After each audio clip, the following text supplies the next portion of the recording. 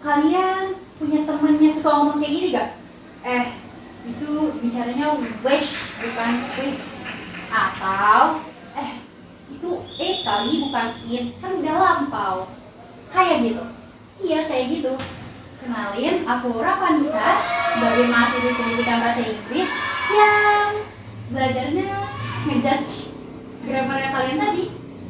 Nah, sebagai mahasiswa pendidikan bahasa Inggris, kadang kita dicap sebagai grammar police. Tugas kita untuk membenarkan struktur kalimat orang dan benerin ya bahasa Inggris yang salah.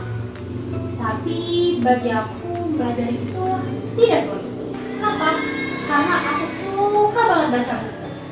Semua struktur kata itu gampang dipelajari melewati buku. Iya, ini dia kok segelintir koleksi buku. Emang gak banyak sih, cuma buku-buku yang udah aku baca ini itu sangat berjasa bagiku karena aku jadi punya nilai yang sangat cantik, yaitu A. Semua mata kuliah aku itu bernilai A. Mungkin itu bukan sesuatu yang akan dibanggakan banget ya, karena udah sering. Aku udah cantik, udah sering dapat nilai A. Perfect banget kan? Sampai semua orang dari keluargaku, teman-temanku, dosen-dosenku, seluruh orang yang di sekitarku itu memuji aku bahwa aku mempunyai bahasa Inggris yang sangat bagus. Tapi ada satu kejanggalan. Ada satu dosen yang bikin aku sangat insecure. Beliau berbicara seperti ini. Rafa, kamu mau mencoba untuk mengajar di sekolah dasar? Sepertinya kamu tidak bisa. Dan aku mulai heran, kenapa nggak bisa, Miss? Miss, kenapa nggak bisa? Saya mau banget, karena kan saya udah bisa materi, udah nilai udah selalu A, terus udah sering public speaking di mana-mana. Saya udah bisa. Ini sekolah dasar, Pak. Kamu belum pernah kan untuk mengajar di sekolah dasar? Belum sih, Miss. Cuma ini tantangan baru bagi saya. Jadi tolonglah, pasti ini suatu hal yang gampang gak sih bagi saya, Miss? Iya, baik. Jika kamu ingin mencobanya, silakan mendaftar di bla bla bla. Dan pada saat itu ya aku meremehkan. Bukan karena aku merasa itu gampang, tapi aku merasa aku sudah jago untuk hal-hal seperti itu. Karena aku udah presentasi di kelas itu aku udah jago banget di 3 kali. Jago banget. Jadi kayak itu udah hal yang gampang. Jadi aku mulai persiapannya aku mulai lagi nih baca-baca buku ini. Walaupun aku udah menguasai, tapi ya gak ada salahnya dong untuk baca-baca lagi. Aku baca-baca lagi dan aku mencari teori apa yang pas, kira-kira metode apa yang pas ya. Oh, ternyata kalau untuk sekolah dasar itu mereka itu bakal suka kalau aku langsung ngejelasin materinya.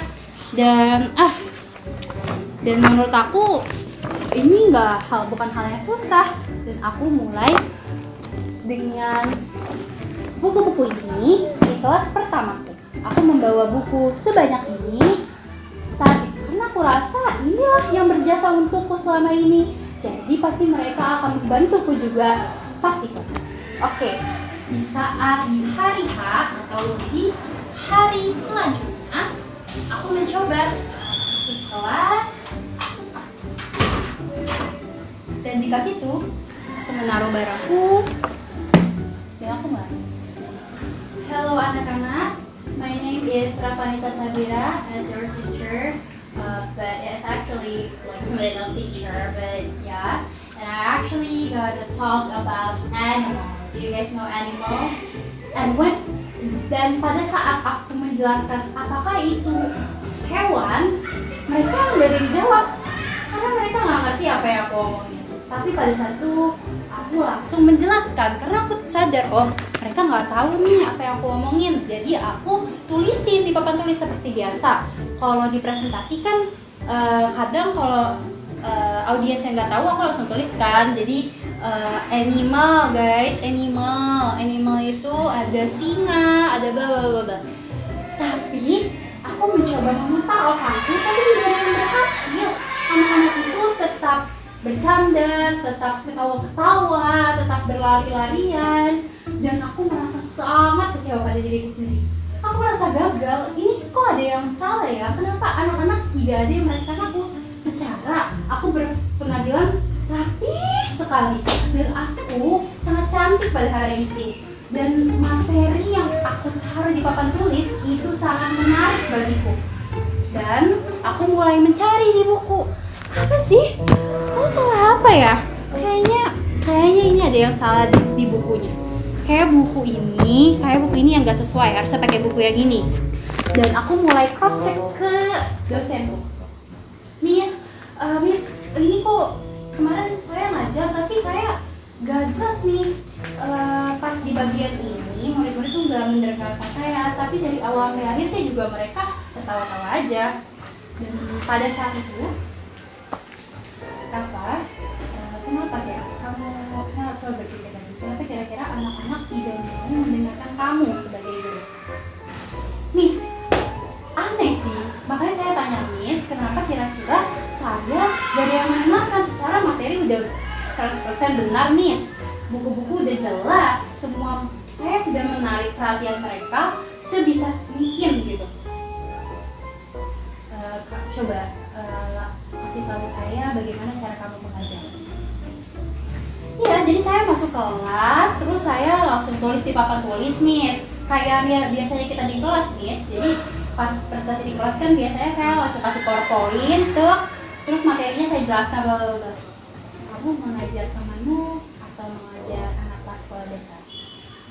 Ya sekolah dasar Miss, saya udah mencoba metode yang Miss bilang, yaitu dengan mengecilkan suara saya dan lain-lain. Yang ada di buku juga kayak gitu kan Miss. Gak seperti itu Raka. Kamu harus tahu juga bagaimana cara berkomunikasi dengan baik dan sesuai. Kamu tahu itu maksudnya apa? Boom! Aku langsung memutar otak. Baik, sesuai. Kayaknya udah deh. Baik dan sesuai itu bagaimana kamu harus mengadaptasi audiens. Beda antara temanmu dan sekolahmu, apalagi sekolah dasar. Seperti itu ya Miss. Dan pada saat itu aku termenung. Karena kenapa yang salah bukan materinya, kenapa yang salah bukan bukunya. Ternyata yang salah itu adalah bagaimana aku berkomunikasi dengan mereka. Aku sangat amat acuh.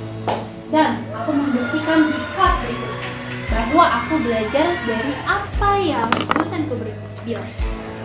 Pada saat aku masuk, aku langsung tanpa membawa buku-buku beratku lagi, aku sadar kalau aku harus nge-catch perhatian mereka terlebih.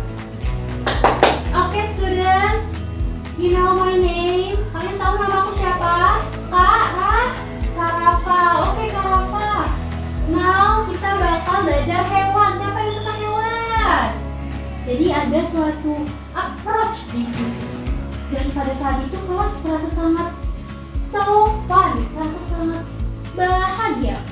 Semua anak kelas yang tadinya cuma berbicara dengan temannya mulai memperhatikanku, mulai memperhatikan cara aku berbicara, cara aku mengatur kelas, cara aku menjelaskan, dan lain-lain. Sepulang dari kelas itu aku sangat bahagia dan aku belajar satu hal yang sangat penting. Menjadi anak bahasa memang kita belajar struktur bahasa, kita belajar bagaimana cara bahasa Inggris itu berbicara. Tapi kita juga harus belajar bahwa cara kita berkomunikasi dengan orang lain itu harus bermanfaat dan sesuai. Jadi, I really agree. Saya sangat setuju bahwa communication is to action. Jadi, komunikasi yang baik itu yaitu harus yang dilakukan dan juga baik dan sesuai. Seperti itu. Terima kasih. Ini aksiku, non aksimu.